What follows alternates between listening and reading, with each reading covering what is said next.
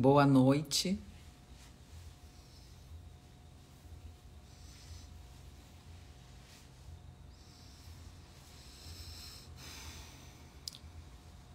Então, vou esperar o pessoal entrar.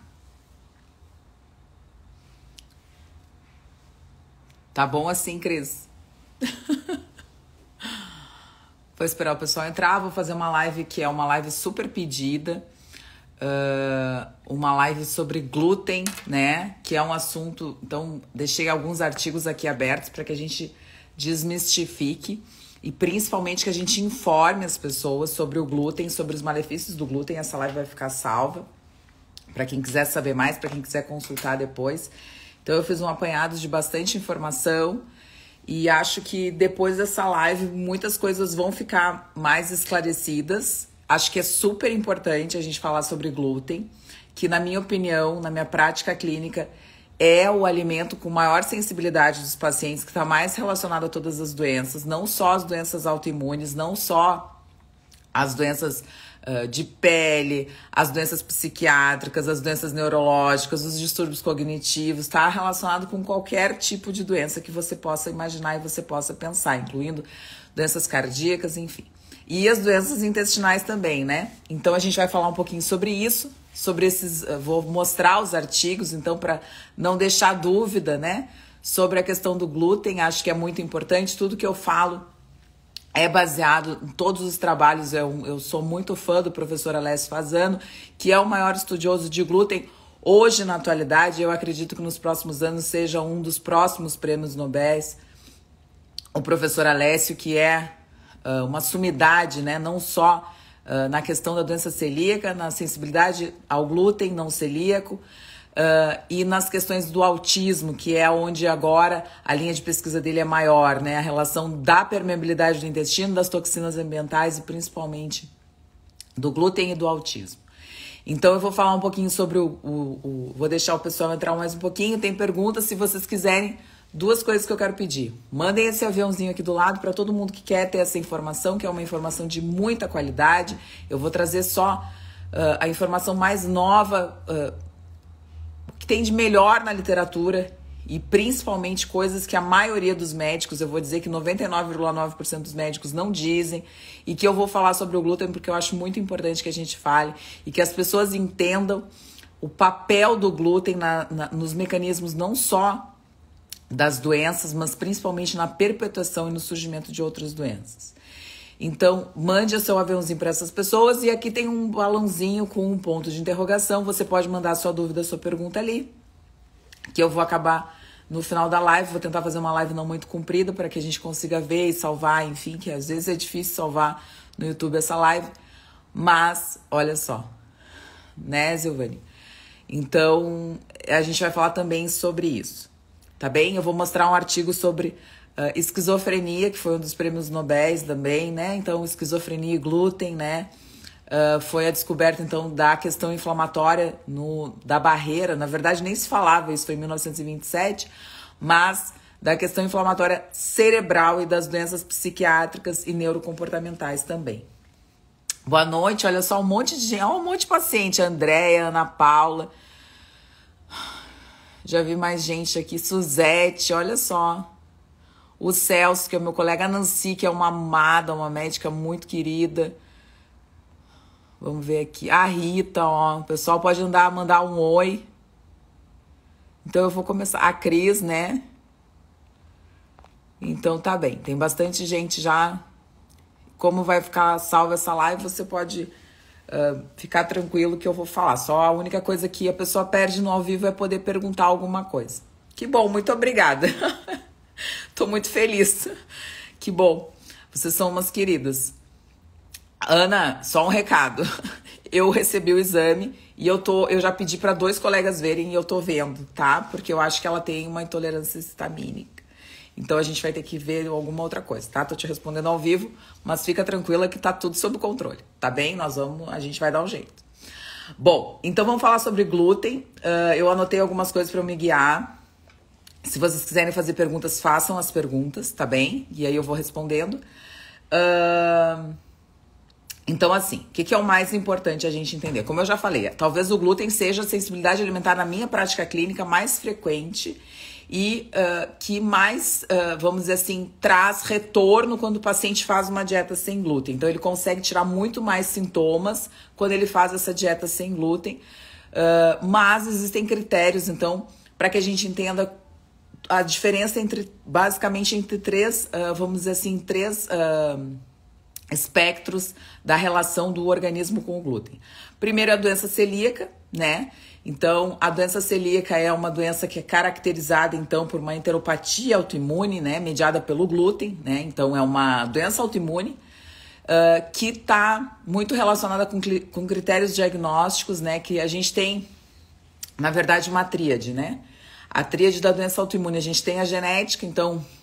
muitos pacientes têm essa questão da doença celíaca já presente na sua família. Então, quando o paciente tem essa questão da doença celíaca já presente, aquela luz amarela lá avisa, né, que a gente tem que ter uma, vamos dizer assim, uma maior sensibilidade com esse paciente para tratar esse paciente, porque se ele tem uma história familiar de doença celíaca, pode ser que ele tenha, sim, a doença celíaca nele também. Então, tem essa questão muito importante da genética.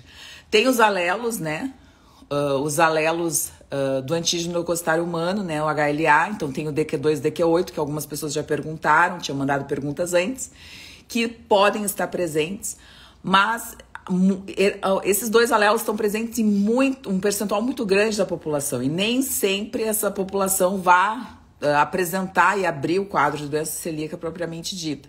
Então você pode ter o alelo, pode ter o HLA, o DQ2 e o DQ8, mas você não necessariamente irá ter ou terá a doença celíaca. O que significa isso? Então, que tem essa tríade, que é a genética, o ambiente, então você precisa ter exposição ao glúten e você precisa ter um intestino permeável, um intestino que tenha essa, vamos dizer assim, essa sensibilidade maior ainda ao glúten, né? Que faça com que você tenha aumento de linfócitos na lâmina própria, na biópsia, você precisa de uma biópsia também para fazer o diagnóstico de doença celíaca, ainda hoje se precisa, infelizmente, né? Você pode ter anticorpos, então eu peço esses anticorpos para os pacientes, né? Porque foi assim que eu acabei aprendendo, né? O Dr. Lair fala muito sobre isso, sobre essa questão dos anticorpos, a gente às vezes pedir, né? Uma antitransglutaminase, uma antigliadina, um antiendomísio, que são anticorpos que podem caracterizar quando eles têm alguma alteração, uma sensibilidade já, né? Porque se o anticorpo tá lá dentro, isso é muito importante que a gente entenda, né? Se você tem um anticorpo, é porque o corpo identificou algo como antígeno. Isso é muito interessante. O corpo ele só produz anticorpo quando ele tem algo para ele identificar como antígeno. Se ele não identifica, ele não forma um anticorpo. Então, se você tem uma antigliadina que não é tão positiva, se você tem uma antitransglutaminase que não é tão positiva, se você tem um antiendomísio que não é tão positivo, mas você tem, significa que ele entrou dentro do seu corpo. Então, a gliadina, por exemplo, a antigliadina, que é um excelente anticorpo e que faz parte do diagnóstico da doença celíaca, ele positivo, ele indica que a gliadina entrou dentro do seu corpo. Se a gente for esperar que ele esteja positivo num nível tão alto para que a gente faça o diagnóstico de doença celíaca, muitas vezes o paciente já vai estar tão debilitado dos sintomas que ele vem tendo que não vale a pena. Então, eu sempre falo isso para os pacientes. Hoje, de 10 pacientes que entram no meu consultório, 10 pacientes têm um dos autoanticorpos com níveis não altos, mas níveis detectáveis presentes. Então, eu sempre digo isso. E eu vou mostrar esse artigo exatamente sobre isso, que é um artigo com biópsia, então é um artigo com peso, vamos dizer assim, muito grande dentro da literatura médica, porque a gente tem essa questão dos ensaios clínicos randomizados, que é o que tem esse artigo. Então, ele faz uma biópsia, né, intestinal, uma biópsia de intestino delgado, da porção do duodeno, e que faz com que, não sei se é duodenal, eu acredito que seja da segunda porção do duodeno, e dessa porção foi feita uma biópsia e foi comparado pacientes com doença celíaca, pacientes com sensibilidade ao glúten não celíaca, pacientes com sensibilidade ao trigo e pacientes com não tendo nenhuma dessas características, pacientes que não são considerados nem celíacos nem com sensibilidade. E aí, eles viram, eu vou mostrar para vocês daqui a pouco, fiquem aí que eu vou mostrar que esse artigo é sensacional, que esse artigo talvez seja a coisa mais bacana da live de hoje. Então, só voltando, a doença celíaca então se caracteriza dessa forma, né? Então a gente precisa dos autoanticorpos, né? A gente precisa da biópsia, a gente precisa do teste terapêutico, então a gente precisa que esse paciente tire o glúten, né? Faça o teste e melhore seus sintomas. E aí depois o médico diz de novo, volte a comer glúten, que a gente vai repetir todos os exames, que é um absurdo, na minha opinião, tá? Se o paciente tirou o glúten, melhorou, consequentemente era o glúten. Então por que você vai voltar a comer glúten? Mas eles fazem esses questionamentos, né? Essas provas terapêuticas parece que não valem de nada, mas na verdade, se você retirou o glúten e os seus sintomas melhoraram, consequentemente era o glúten, você não precisa voltar a comer glúten para ter esse diagnóstico. Mas a literatura médica traz tudo isso, né? Não sei por quê, porque também tem os vieses de que uma endoscopia tem o seu valor, você repetir a endoscopia, enfim, tem toda a questão que eu nem vou entrar no mérito dessa questão. Mas eu acho importante que a gente entenda que a gente precisa de tudo isso. A gente precisa dos autoanticorpos, a gente precisa do DQ2 e DQ8, a gente precisa da biópsia para ter, e também da prova terapêutica com a dieta para ter o diagnóstico de doença celíaca. Muitas vezes fazem a biópsia, e para a biópsia ter essa característica da doença celíaca, a gente precisa ter uma destruição completa, né, das velocidades intestinais, que a gente chama de Marshall, tem uma classificação. Então tem Marshall 1, 2, 3 e 4. Então a gente precisa do Marshall 4, que é uma destruição completa para a gente ter o diagnóstico de doença celíaca. Mas às vezes a gente já tem infiltração ali da lâmina própria por linfócitos, a gente já tem uma destruição leve das velocidades, que é característico da sensibilidade ao glúten, da sensibilidade às lectinas, né? O glúten é uma lectina e o médico diz que não é nada, que tá tudo certo, vida que segue, continua comendo tudo que você tá comendo e continua com os sintomas que você tá, porque você não é celíaco. Então, hoje já se fala muito da sensibilidade ao glúten não celíaca, né? É uma entidade hoje já muito presente, principalmente nos médicos integrativos, nos gastroenterologistas eu não vejo tanto, mas eu vejo muito nos médicos integrativos, nos nutrólogos, a gente tem falado muito sobre isso, porque é uma entidade muito presente, né? Todas essas enteropatias relacionadas ao trigo, elas estão muito em voga porque traz uma infinidade de sintomas, não só sintomas intestinais, mas a sensibilidade ao trigo, ela traz muitos sintomas extra-intestinais, né? Então, que cada vez mais se vê artigo na literatura sobre isso, que foi o que eu falei no início da live. Se você não viu, eu vou comentar de novo.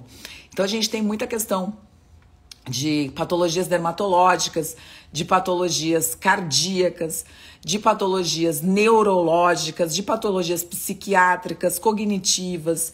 Então, assim, a gente tem uma infinidade, hepáticas, né? Que muitas vezes a pessoa tem uma ferritina alta, anote aí. O paciente pode ter uma ferritina alta e isso seja uma sensibilidade ao glúten. E essa ferritina não melhora de jeito nenhum. E o paciente continua com alteração de transaminases, leve, tênue, e uma ferritina um pouco alta. Isso pode ser o glúten, sim. Isso tem trabalhos que mostram que o glúten também pode fazer esse processo a nível hepático. Então, essa é a questão da sensibilidade ao glúten não celíaca. A gente tem alergia, eu vou falar mais sobre a sensibilidade do glúten não celíaca, vai ser a maior parte do tempo eu vou falar sobre isso. A gente tem alergia à proteína do trigo, que é uma alergia imediata, que é bem diferente da sensibilidade, bem diferente da intolerância, né? A gente tem um processo imediato, então você comeu o trigo, muitas vezes até a própria... existe a alergia do trigo mediada por atividade física, né? Então o paciente come o trigo, vai fazer atividade física e ele não consegue, né? Ele passa mal. Que tem muita relação também com o trigo e tem alergia ao trigo também. Então são patologias relacionadas diretamente, são sintomas imediatos. A sensibilidade, a maioria das vezes os sintomas são um pouco mais tardios, demoram de 1 a 2 dias, né, para ele sentir. Então, é a pessoa que comeu hoje à noite, né, comeu uma pizza e daqui a 2, 3 dias ela vai ter uma enxaqueca, daqui a 2, 3 dias ela vai abrir um quadro de uma dermatite, né, uma dermatite atópica, daqui a 2, 3 dias ela vai ter um quadro de irritabilidade, uma dificuldade de concentração, né, um choro às vezes, né, alguma coisa mais de depressão, de tristeza, Ou daqui a pouco esse paciente vai ter uma arritmia, ele não sabe que ele teve, mas ele comeu uma grande quantidade de glúten, ele pode ter um mal-estar, né? Pode sentir um mal-estar, uma palpitação. Então tudo isso está relacionado. Isso é característico da sensibilidade. Então a sensibilidade ela demora um pouco mais do que a alergia, né? Ela vem mais lenta do que a alergia, né? Então tudo isso está relacionado sim com o glúten, com o trigo. Quando a gente fala trigo, né, e glúten, a gente não está falando da mesma coisa, porque o glúten ele está presente não só no trigo, ele está presente no centeio, ele está presente na cevada e ele está presente na aveia. Na grande maioria das vezes a aveia por contaminação cruzada, porque a aveia ela é manipulada nas mesmas máquinas que fazem o processamento do trigo, do centeio e da cevada. Então hoje já existe no mercado, né, no mercado brasileiro, e no mercado internacional, aveias sem glúten, né? Que são isentas de contaminação cruzada pelo glúten. Mas é muito importante entender que nem sempre isso pode acontecer, então você às vezes pode comprar uma aveia que pode estar realmente contaminada. O paciente que tem sensibilidade ao glúten não celíaca, pequenas quantidades de glúten já fazem muita diferença para esses pacientes. A mesma coisa da doença celíaca. Quando você retira o glúten da dieta, um glúten free, vou falar uma curiosidade. Nos Estados Unidos hoje, mais de 20% da população já faz uma dieta sem glúten. E desses 20%, de 1 a 2% é celíaco. Então a maioria das pessoas hoje nos Estados Unidos que fazem uma dieta gluten free, elas não são celíacas, mas elas entendem. Para a gente ver, então, a importância do que a gente está falando, né? Elas entendem o que o glúten faz a nível intestinal, não só pelo aumento da permeabilidade intestinal, mas também pelo processo de desbiose, pelo processo de mimetismo, pelo processo de homologia estrutural, que a gente acaba tendo as doenças autoimunes e muito relacionadas a isso e ao glúten.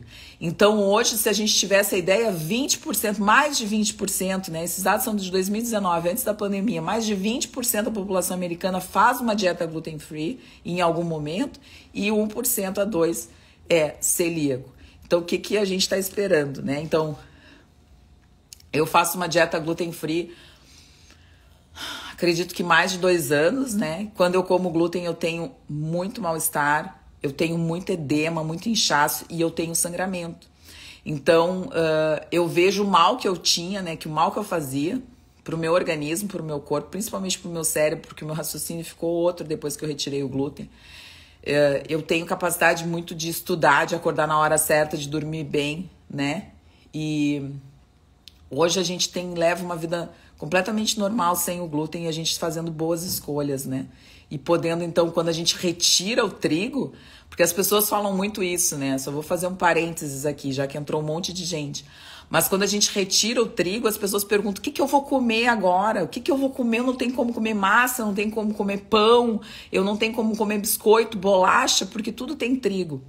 Primeiro, eu sempre falo, se você pode até comer um pão, porque existem pães sem glúten, né? Existem formulações sem glúten, você pode não necessariamente precisa comer um pão proteico, você pode comer um pão sem glúten.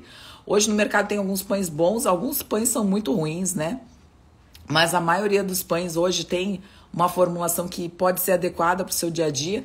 Mas quando você tira o trigo, quando você tira os alimentos que contêm glúten, você abre espaço para você comer alimentos realmente densos nutricionalmente. Então você vai comer mais verduras, você vai comer mais legumes. Todas as verduras, todos os legumes você pode comer, né? Que não tem glúten, é a comida de Deus não tem glúten, né? Mas as carnes, frango, peixe, que são os melhores alimentos que a gente pode comer, né? E uma infinidade de frutas você pode comer também, algumas castanhas, sementes, então, enfim, assim, quando você retira o trigo e retira o pão, você tem uma infinidade de outros alimentos que você pode comer e que são extremamente importantes para manutenção da sua saúde e para a melhora do seu intestino. Tá bem? Se vocês tiverem alguma pergunta, deixem ali na caixinha, ali no pontinho de interrogação E se quiserem deixar aqui também, podem deixar, tá bem? Boa noite a todos, muito obrigada pelo carinho, eu gosto muito de vocês aqui. Fazia horas que eu não fazia live, amanhã só convidando eu vou fazer uma live, então nas quintas com saúde, com a Naraline, a gente vai, o nosso assunto é emagrecimento, mas a gente vai sempre falando algumas outras coisas. Amanhã a gente não definiu ainda, mas amanhã vale a pena, gente, porque a Naraline é sensacional. Bom, então já falei sobre a parte celíaca, falei da intolerância, da sensibilidade celíaca ao glúten, falei então das doenças. Então eu vou mostrar o artigo, né? Olha ali, uma pergunta da Pri. Deixa eu tomar uma água aqui, Pri. Muito boa essa pergunta.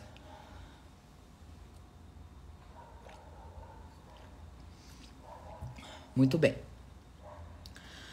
Buenas. A Pri perguntou assim: a minha dúvida é, o pão gluten free eu compro, mas na composição tem sempre farinha de arroz ou farinha de tapioca. Qual é menos pior? Pior pra quem? Né, Pri? Porque assim, ó, uma coisa é um paciente que precisa fazer uma restrição de carboidrato, porque ele está tratando um diabetes, uma síndrome metabólica, uma resistência insulínica, enfim, tá? Que tem um público que é assim. Outra coisa é o paciente que está tentando retirar o glúten porque ele tem uma doença autoimune e ele é magro, tá? Outra coisa é entender que você precisa comer os outros alimentos. Então, assim, você precisa comer outros tipos de alimento que não o trigo, que não o pão. Então, eventualmente, se você vai comer um pão sem glúten com farinha de tapioca ou com farinha de arroz, tá tudo certo. Se você não precisa fazer uma restrição em relação à quantidade de carboidrato que você tem que ter durante o dia. Por quê? Porque tapioca é mandioca, que é uma bola de amido, e porque arroz, é um grão e é uma bola de amido. Entre o arroz e a tapioca, Pri, eu sempre vou preferir a tapioca. Tá bem? Porque arroz é uma gramínea e eu tenho a minha opinião, tá? Não que eu não coma arroz, não é essa a questão. Eu não tô falando mal do arroz. Eu só tô dizendo que arroz é uma gramínea e a gente não foi criado na nossa evolução. A gente não foi Deus que nos criou, não nos criou para que a gente coma gramíneas. Deus nos criou para que a gente coma outros tipos de alimento que não gramínea. Quem come gramínea é ruminante, né? Os ruminantes têm 4 estômagos para digestão e para comer gramíneas. Então, eu acredito nisso. Eu prefiro sempre a tapioca. A mandioca é um dos... Olha que interessante, né? Ai, como eu falo coisa, meu Deus do céu, às vezes eu fico apavorada. A mandioca é um dos alimentos que menos tem agrotóxico, né? Porque ele tá dentro do solo, ele tem uma casca super dura. Então, assim, a mandioca é ótima, é um alimento brasileiro, né? A manioca, né? Que a gente chamava, né? E a mandioca é um alimento puramente brasileiro. Eu gosto muito da mandioca, eu acho ela muito versátil, né? Então, tem a azaia, que é a farinha, que dá pra fazer um monte de coisa bacana. Tem a tapioca, tem a goma da tapioca, tem a gente pode comer a mandioca em si. Pode colocar, por exemplo, fazer uma crepioca com farinha de tapioca, se a farinha de tapioca for um pouquinho mais fina, né? Não for a goma. Eu acho a mandioca extremamente versátil, né? E é uma comida de verdade. Se você não tem resistência insulínica, se você não tem síndrome metabólica, se você não tem diabetes, se você não precisa emagrecer, você pode comer tranquilamente uma tapioca de vez em quando. Sempre, eu sempre falo isso para os meus pacientes, sempre. O mais importante é diversificar a dieta. Então, assim, não coma sempre a tapioca. Não coma sempre o pão sem glúten. Não coma sempre o ovo de manhã. Às vezes eu como pudim de chia. Eu pego um leite vegetal e aí eu deixo 2 colheres de chia, boto um pouquinho de leite vegetal, deixo de um dia para a noite na geladeira. No outro dia de manhã tem um iogurte. Eu gosto de comer isso de manhã, porque eu não como ovo. Mas eu não como sempre. Então, um dia eu faço um detox. Então, eu tomo um chá com cúrcuma, eu faço um shotzinho, já começo meu dia detoxicando. Outro dia eu como meu pudim de chia. Outro dia eu como uma fatia de pão sem glúten. Tapioca eu não tô comendo muito, mas eu gosto, eu acho uma boa opção, né? Mas uma crepioca, se fosse o caso, se eu comesse ovo, eu acho super válido. No outro dia tu faz jejum de novo.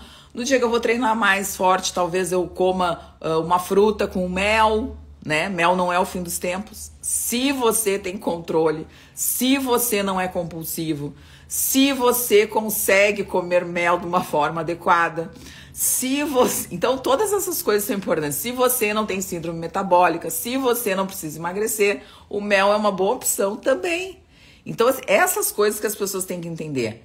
A melhor forma de otimizar a sua saúde é comer de tudo com tranquilidade, com organização, com harmonia, sem a loucura de comer sempre a mesma coisa, porque a rotina também cansa, né? Então o seu corpo vai se acostumar sempre com aquilo ali. Eu não como ovo porque eu sou alérgica. Minha pele tá bem melhor, é que assim, tem gente que me conhece há muito tempo, né? E assim, eu sempre tive acne, sempre, desde pequena, desde sempre. E o que aconteceu? Eu não sabia, porque eu comia ovo desde sempre. Eu adorava ovo, eu adoro ovo, eu acho ovo super gostoso. E teve uma época que eu tava comendo muito ovo. E assim, eu tava tomada de espinha. Exato, desde que seja comida de verdade. Tudo que a gente falou é comida de verdade. Isso é muito importante. Tudo que eu falei, a chia, o leite vegetal, não é o fim dos tempos tomar um leite vegetal. Hoje leite vegetal nem é leite vegetal, né? É um pouquinho de leite de coco com um monte de água diluída. É um pouquinho de leite de amêndoas com um monte de água diluída. Aquela tal da castanha que o pessoal tá tomando, assim, eu fui olhar, eu acho meio fim dos tempos, porque tem umas que tem lectina, lecitina de soja, tem umas que tem maltodextrina, tem umas que tem polidextrose. O Nesfit tem também, tem um Nesfit que parece melhor, que é o de aveia com cacau. Olha, dando várias dicas, né? Porque ontem eu fui no super pra olhar leite vegetal, não me animei de comprar nenhum. Mas essas coisas que eu falo, né? Então, só voltando, Cláudia. Então foi isso. E aí eu fiz o teste, vi que eu era alérgica, né? À gema do ovo, a gema é clara. E aí eu parei de comer ovo, né? Só que ovo tem intoxicação por tudo, a gente tem contaminação por tudo, né? Então volta e meia eu tô com alguma coisa e eu sei que é do ovo. Mas eu parei de comer algumas outras coisas que também vieram no teste, tipo amendoim veio, castanha do caju, acredite se quiser. Que mais que eu parei? Tomate, né? Parei de comer. Acho que só. Essas coisas que eu parei de comer. E a minha pele limpou. Eu tô com a pele limpa, não tenho nada. Eu vivia com espinha aqui, com espinha no rosto, sabe? Sempre com a pele podre. E aí agora eu tô bem melhor. E aí quando eu melhorei o intestino, eu parei o café. E aí a minha pele limpou de vez. Porque eu só parei o café quando meu intestino tava limpo. Porque eu ficava com medo de ter rebote. Ai, tudo isso eu contando. Tá, vamos lá, vamos voltar no glúten. Sim, acne é intolerância alimentar.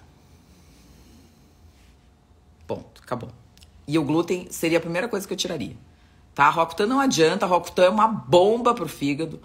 Roacutan é assim, ó, você quer intoxicar a pessoa, dá Roacutan pra ela. Eu tomei Roacutan quando eu tava com a acne. Acho que faz uns 2 anos, 3 anos que eu tomei Roacutan. Porque eu tava desesperada, não sabia mais o que fazer. E tomei Roacutan. E assim, ó, Nancy, foi um horror. Um horror. Não melhorou quase nada. Eu tive um rebote com o Roacutan, porque eu intoxiquei meu fígado. Meu fígado é meu órgão de choque. Órgão de choque. E eu fiquei pior do que eu tava. Não, tudo certo, tudo certo. Eu não sou radical pra nada. Eu acho que se ele quer tomar, tá tudo certo, porque tem autoestima. Adolescência é uma fase muito difícil, né? Então, tá bem. Vamos voltar. Então, vou mostrar o artigo que eu queria mostrar, que eu acho que isso é o mais importante da live, tá? Que é um artigo do meu amado Dr. Alessio Fasano. Eu vou mostrar, vou tirar daqui. Peraí. Só um pouquinho. Como é que eu tiro? Peraí. Gente, é que eu tô toda enjambrada aqui. Peraí. Deixa eu ver aqui. Aqui. Pronto. Vamos ver se vai. Vai, foi já. Bom. Então aqui, ó. Vocês estão vendo? Digam sim, por favor. Vou esperar. Estão vendo? Alguém diz sim, por favor? Não, ninguém tá vendo. Deve estar vendo. Bom, vamos lá. Obrigada, Denise. Gratidão. Então, assim, ó, esse artigo é um artigo do Dr. Alessio, ó, vou colocar aqui, ó, aqui tá o nomezinho dele, ó, Alessio Fasano, tá? Então, o último nome do artigo é realmente quem fez o artigo, tá? Eu vou colocar aqui na tradução, que eu gosto de fazer a tradução para que as pessoas vejam, tá? Então, a tradução aqui, ó, diz: o efeito da gliadina na permeabilidade de explantes de biópsia intestinal de pacientes com doença celíaca e pacientes com sensibilidade ao glúten não celíaca. Olha que interessante esse trabalho. Esse trabalho realmente vai totalmente ao encontro de tudo que a gente fala e tudo que eu falo todos os dias aqui. Então, se uma pessoa disser que glúten não faz mal, que glúten, quem não é celíaco, não faz mal, vocês mostrem esse artigo aqui. Então, eu vou ler aqui ipsis literis do que está escrito no artigo, tá bem? A exposição intestinal leva à regulação positiva da zonulina. Eu vou mostrar depois ali um desenho muito interessante. E consequente desmontagem das junções apertadas, que são as junções estreitas, intercelulares, e aumento da permeabilidade intestinal. Então aqui, ó, aqui tem um desenho que eu até deixei já, que ele mostra o quê? Ele mostra as células intestinais todas juntas, né, justapostas. Aqui são as tight junctions, né? Então as tight junctions são as junções estreitas entre as células intestinais. Vocês veem que aqui são as células com as vilosidades, né? Então aqui o que a gente tem? Aqui a gente tem bactéria, aqui a gente tem vírus, aqui a gente tem fungo, aqui a gente tem alimento, aqui a gente tem toxina, a gente tem agrotóxico, a gente tem o que vocês quiserem, tá aqui na luz intestinal. E aqui a gente tem aqui, enfim, logo abaixo toda a nossa linha de defesa, mas aqui a gente também tem a questão da circulação, né? Então aqui ele coloca como food allergens, patógenos, paracelular, que é aqui, e transcelular, que é aqui. Então, o que acontece? Quando a gente come o glúten ele expressa, então o Dr. Fasano em 2009, ele descreveu, em 2011 ele publicou a zonulina, né? Que é o quê? Que é uma proteína que quando a gente come o glúten, vamos dizer que esse branquinho aqui, ó, tá? Seja o glúten. Então, quando a gente come o glúten, o que acontece? Se expressa entre as células intestinais uma proteína que se chama zonulina. E a zonulina, ela faz o quê? Ela faz com que essas junções estreitas, que são as tight junctions, se afastem, se desconectem. E aumente esse espaço que ele coloca aqui como um espaço paracelular. Para quer dizer do lado, então paracelular, né? Então, quando a gente come o glúten, a zonulina é ativada, ela é expressa, faz com que as tight junctions se abram, se soltem, vamos dizer assim, e aumenta esse espaço entre as células intestinais. Isso que a gente chama de permeabilidade. O intestino perde a sua continuidade e ele fica permeável às substâncias. E essas substâncias podem ser os alérgenos, os próprios alérgenos alimentares, as toxinas. Essas substâncias podem ser fragmentos de bactérias, cadáveres de bactérias, de LPS, que a gente chama. Podem ser outros tipos de alimento, por exemplo, né? Não só os alimentos alergênicos, né? Mas podem ser resquícios de outros tipos de alimentos, podem ser metais tóxicos, podem ser agrotóxicos, podem ser vários tipos de toxina, enfim. Então, isso é o que acontece quando a gente tem, então, o glúten. E é isso que o artigo traz. Vamos voltar no artigo. Então, o artigo fala sobre isso, né? A desmontagem das junções estreitas e aumento da permeabilidade. O objetivo desse trabalho do Dr. Fasano foi estudar a resposta à exposição à gliadina. A gliadina é a maior proteína do glúten, então o glúten ele tem a gliadina e a glutenina, né? Então a exposição à gliadina em termos de função de barreira e secreção de toxinas, eu vou falar sobre isso depois. Usando biópsias intestinais obtidas de 4 grupos. Pacientes celíacos com doença ativa, pacientes celíacos em remissão, pacientes não celíacos com sensibilidade ao glúten e controles não celíacos. Então, o método deles foi de biópsia do adenal, vivo, né, humana, né, e eles viram, então, com gliadina, exposição à gliadina, o que acontecia nessas biópsias. E o que eles viram, então? Que anotem isso aí, isso é a parte mais importante. Em todos os grupos, todos os grupos, pacientes celíacos com doença ativa, pacientes celíacos em remissão, pacientes não celíacos com sensibilidade ao glúten e controles não celíacos. Todos os grupos aumentaram a permeabilidade, demonstraram maior aumento da permeabilidade quando expostos à gliadina. Então, o aumento da permeabilidade no grupo com a doença celíaca ativa foi maior do que nos outros grupos, mas houve maior aumento da permeabilidade nos grupos de sensibilidade não celíaca em relação, por exemplo, aos pacientes celíacos em remissão. Então, os pacientes celíacos em remissão, o que aconteceu? Eles tinham até menos aumento da permeabilidade do que os pacientes que já tinham sensibilidade ao glúten não celíaco. O que significa isso? Que a sensibilidade não celíaca ao glúten é algo extremamente agressivo e que todos os pacientes têm aumento da permeabilidade. Então, existem subdiagnósticos de pacientes com sensibilidade ao glúten não celíaca. Eles colocam, não houve diferença na permeabilidade entre os grupos, por exemplo, de celíacos com doença ativa e pacientes não celíacos com sensibilidade ao glúten. Quer dizer que todos os pacientes com doença celíaca, com sensibilidade ao glúten não celíaca, têm aumento da permeabilidade e não houve diferença, eles viram que era igual, nem outros grupos que eles fizeram comparação, nem mesmo com quem não é celíaco. Então, e o que eles colocaram ali? A interleucina 10, que é uma interleucina anti-inflamatória, foi significativamente maior na média do grupo não celíaco em comparação com os grupos de doença ativa e sensibilidade ao glúten não celíaco. O que significa isso, né? Significa que a interleucina 10 é uma interleucina anti-inflamatória. Então, o seu corpo, na exposição ao glúten, quando você não tem doença celíaca ainda e quando você não tem sensibilidade ao glúten não celíaco, ele está tentando combater aquele glúten que está entrando. O seu corpo está tentando fazer alguma coisa a respeito daquilo ali, porque faz mal para todos os indivíduos. Todos os indivíduos têm aumento da permeabilidade à exposição ao glúten. Todos. O aumento após exposição à gliadina ocorre em todos, após exposição, todos os pacientes com sensibilidade ao glúten, enquanto aqueles com doença celíaca demonstraram um maior aumento da permeabilidade do intestino do que os celíacos em remissão da doença. Então, o que é o importante? Falamos muito, né? Mas é muito interessante.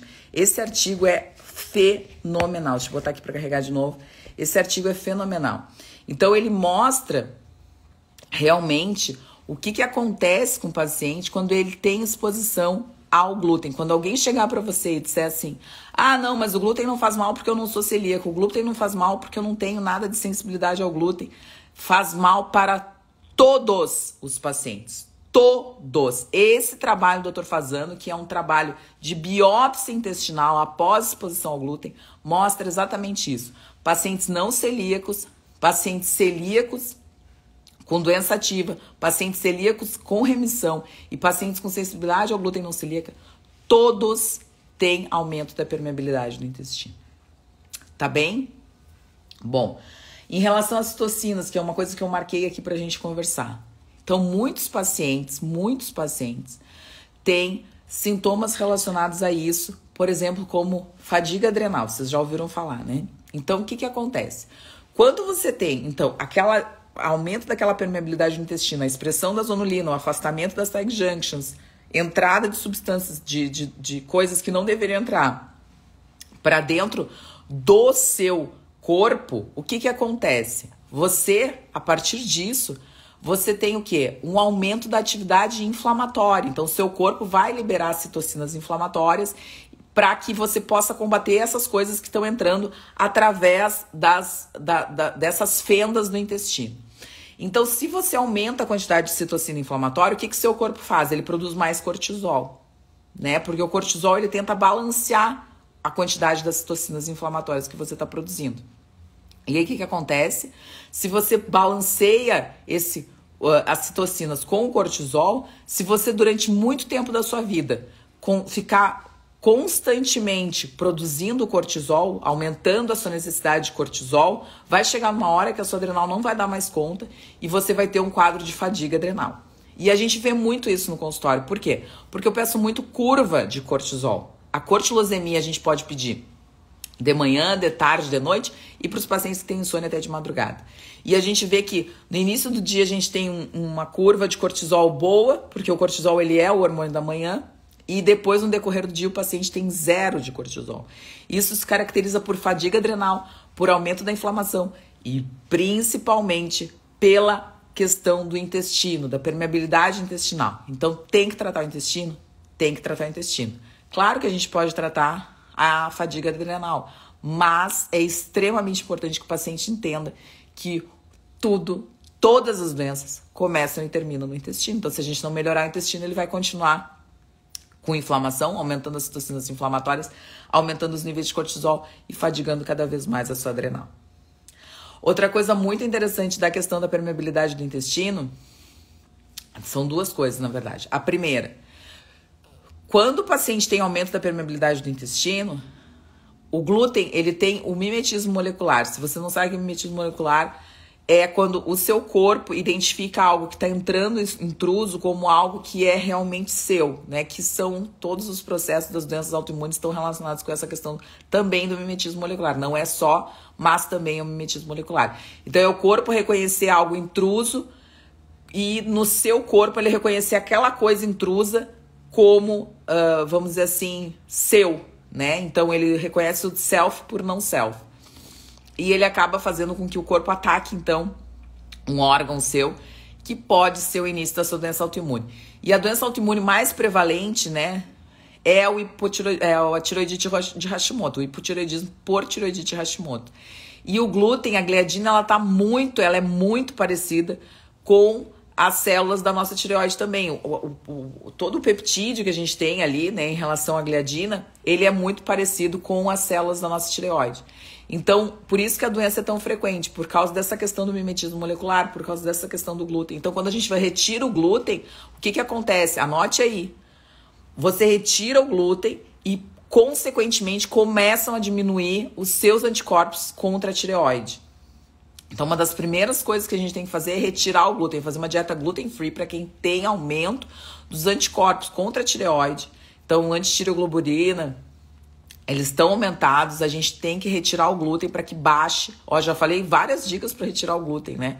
Para que a gente consiga melhorar. A primeira foi da ferritina, agora eu tô falando dos anticorpos contra a tireoide. Então, a gente faz isso, fala pro paciente fazer isso, porque é muito importante para que a gente consiga diminuir essa atividade do sistema imunológico e, consequentemente, diminuir os anticorpos contra a tireoide. Uma outra coisa que eu anotei aqui são sintomas gastrointestinais frequentes. Então, aquele paciente que está sempre com constipação ou diarreia, sempre alternando, ele está reconectando, pronto. Ele não tem aquela frequência normal, né? Sim, Valéria, eu falei, volta lá no início da live, eu falei sobre isso. Ferritina alta pode ser glúten, sim.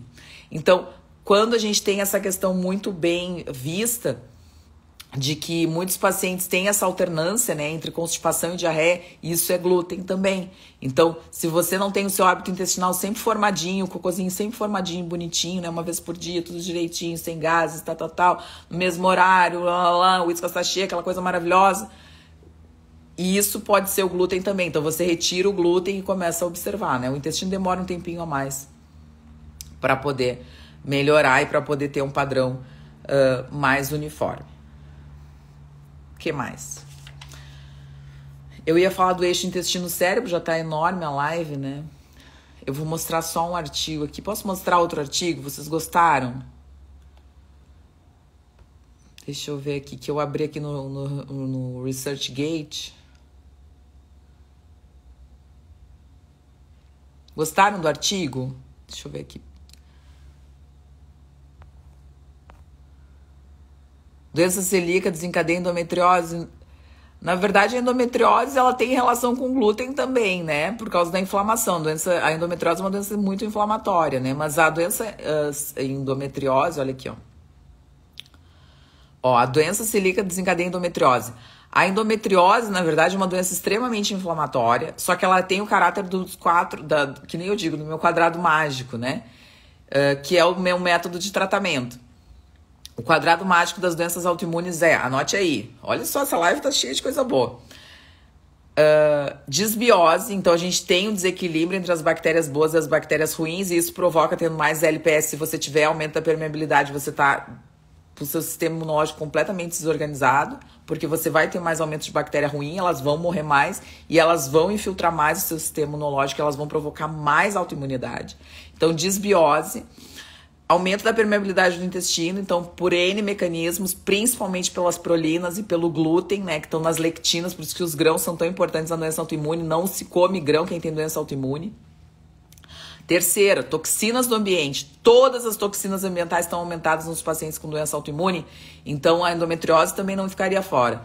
Parasitas, metais pesados, agrotóxicos, todos esses estão diretamente relacionados. Então você precisa fazer uma detoxicação, que é uma das últimas coisas que eu acabo fazendo, porque primeiro tem que tirar a alimentação, tem que melhorar a qualidade do sono, tem que melhorar o estresse, a gente tem que equilibrar o paciente para que depois, com todos os sistemas equilibrados, a gente consiga tirar tudo isso que está aumentando, poluindo aquela água do aquário, que nem eu digo, né? Então, primeiro você precisa equilibrar o microbioma do seu aquário para que depois você consiga tirar todas aquelas substâncias tóxicas que estão fazendo. Então, uma boa desparasitação, uma boa desintoxicação faz parte do tratamento da doença autoimune. E na doença autoimune, no quadrado mágico, a gente tem os traumas, né? Então, todos os pacientes com doença autoimune têm traumas maiores ou traumas menores. Eu falo isso para os meus pacientes. Traumas maiores são traumas maiores, né? E traumas menores são estresse cotidiano. Então, pacientes que são workaholics, que trabalham muito, que têm muito estresse, são traumas menores, que constantemente vão enchendo o copo e uma hora transborda e acaba tendo a doença autoimune. Todo paciente com doença autoimune tem um trauma.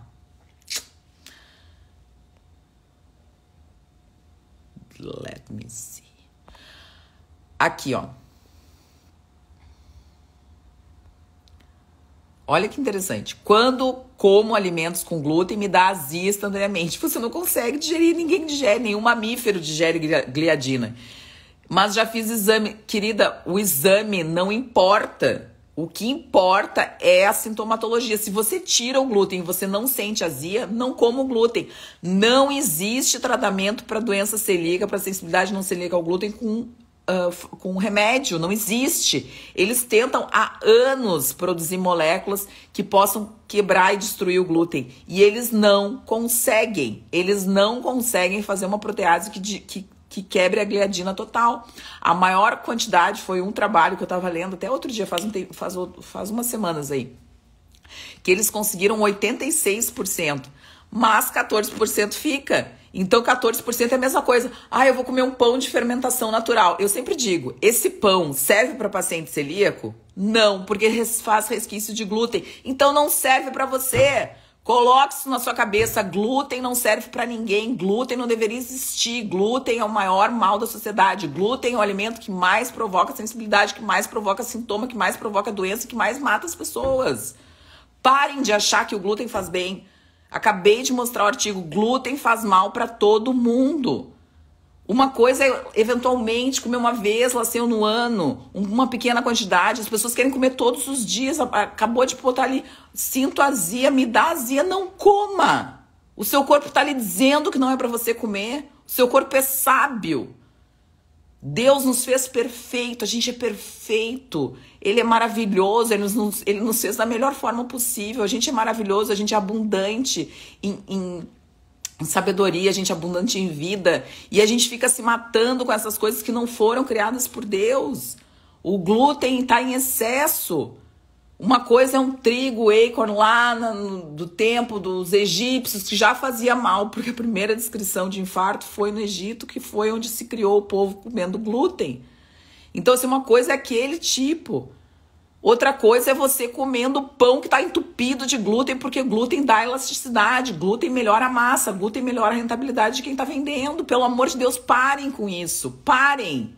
Sabe? Chega, o glúten não dá. Vocês viram, eles fizeram teste nas pessoas. Dr. Alessio é o maior especialista do mundo, não sou eu que estou dizendo. Eu não sou ninguém, eu sou nada perto do Dr. Alessio. E eu só leio as coisas dele porque eu sei que ele é uma pessoa extremamente correta, extremamente íntegra. Se vocês verem as palestras dele, a gente fica apavorado. E ele só está estudando autismo. Por quê? Porque autismo é uma pandemia. As pessoas são preocupadas com Covid. Pessoal, autismo é uma pandemia. E criança autista está comendo glúten. Eu acho um absurdo uma criança autista comer glúten. Eu acho um absurdo numa cantina de uma escola ainda existir alimentos com glúten. Criança não deveria comer glúten, criança deveria comer fruta, comer verdura, comer carne, comer ovo.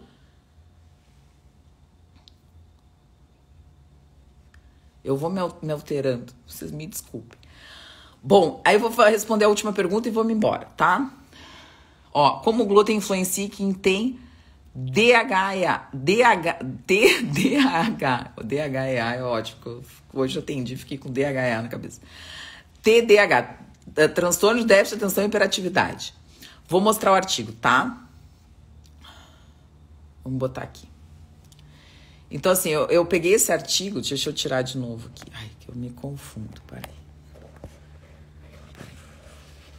Então, assim, peguei esse artigo aqui, ó, que é um artigo que eu botei já em português, tá? Eu já tinha colocado, que eu já tinha deixado aqui. Então, ele é aqui, ó, Celiac Disease and Schizophrenia Population, não sei o que, não sei o que. Tá, aí aqui, ó, população sediada, caso controle, no estudo dinamarquês. O que eles falam nesse trabalho? Olha que interessante, né? Eles falam sobre essa questão, eu vou ler aqui o resumo, que tá mais aqui em cima. Aqui, ó. Isso aqui é do ResearchGate, eu gosto de ler, porque aí a gente só lê o abstract, se der tudo certo a gente lê o artigo. Então, ele propôs um efeito hereditário interagindo como um gatilho ambiental de glúten e que precipitou esquizofrenia em alguns indivíduos. Eles fizeram caso controle e forneceu evidências epidemiológicas de suporte. Alguns ensaios clínicos e estudos de caso mostraram que uma dieta livre de cereais mostrou a remissão dos sintomas da esquizofrenia. Olha isso, o que eu tô falando. Alguns ensaios mostraram que a dieta livre de cereais, que eu tô falando exatamente isso. O fator genético mais importante no encontrado foi no estudo da doença celíaca, aí ele fala do locus, né? Parte genética, né? Que tem sido implicado com diagnóstico e identidade materna conhecida.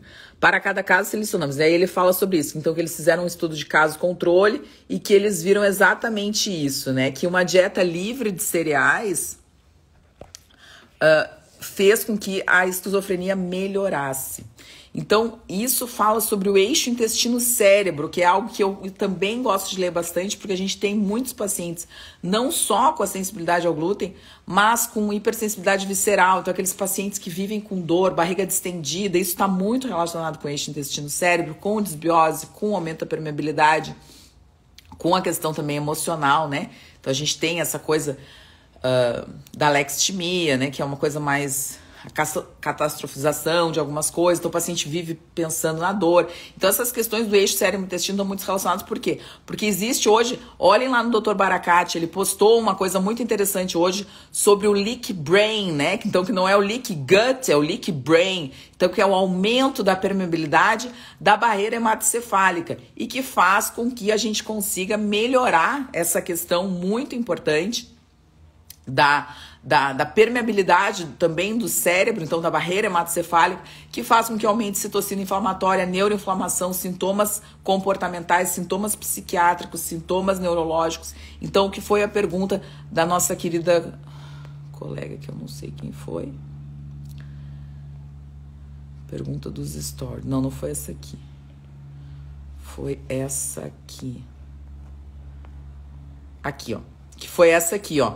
Se o glúten influencia, sim, pelo aumento da permeabilidade não só do intestino, pelo aumento da permeabilidade da barreira hematocefálica, pelo aumento da inflamação no sistema nervoso central. Então, muitos pacientes que não passam no vestibular, que não passam em concurso público, que não conseguem se concentrar para estudar, que a cognição é péssima, que têm hiperatividade, que ficam muito agitados, o glúten tem relação direta com tudo isso. Tá bem, pessoal? Bom, fiz uma live de quase 1 hora. Óbvio que eu não vou esgotar, eu anotei um monte de coisa aqui pra falar, mas eu acho que por enquanto tá bem, tá? As outras perguntas eu posso fazer uma outra live. Espero que vocês tenham gostado. Eu sempre me esforço um monte pra fazer essa... Vitor, fica tudo tranquilo, tá? Eu sempre me esforço um monte pra fazer esse tipo de live. Eu sempre estudo bastante, leio bastante pra trazer bastante informação nova.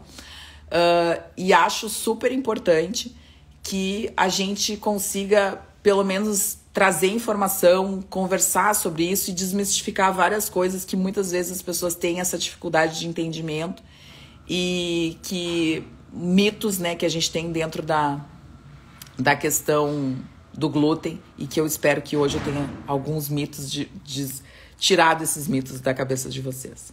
Tá bem? Um beijo grande, fiquem com Deus. Amanhã a live com a Nara Aline. Então, às 19 horas eu espero a todos, tá? Mandem essa live de hoje para todas as pessoas. Vou deixar salvo aqui, tá bem? Um beijo grande, fiquem com Deus. Até amanhã.